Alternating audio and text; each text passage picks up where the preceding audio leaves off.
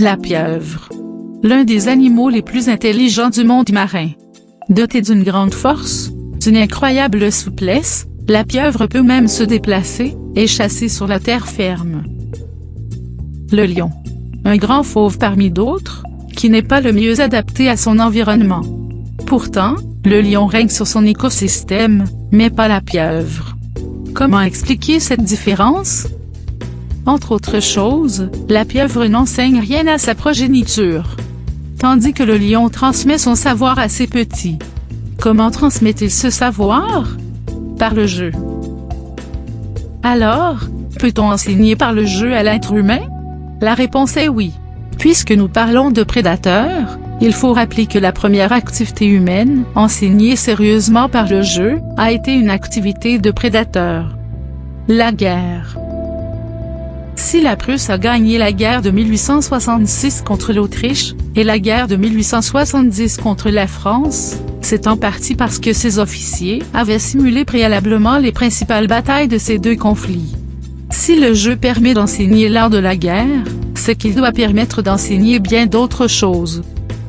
Soyons clairs, le jeu n'est pas approprié pour faire acquérir des connaissances. Il peut en revanche s'avérer très efficace pour les autres types d'objectifs pédagogiques. Mais pour cela, il est essentiel que le jeu soit particulièrement bien adapté à cet objectif. Il ne faut pas faire un jeu, juste pour faire un jeu. Le jeu doit répondre à un besoin précis, pour faire réfléchir l'étudiant sur un point précis du cours. Le jeu pédagogique, c'est une mécanique de précision. Le jeu pédagogique, ce n'est pas forcément un jeu sur informatique. L'important, ce n'est pas la forme du jeu, mais son adéquation avec l'objectif pédagogique.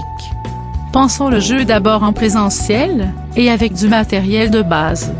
Un jeu de cartes, des jetons, des dés, des pions. Si nécessaire, on peut créer son propre plateau de jeu, ses propres cartes à jouer.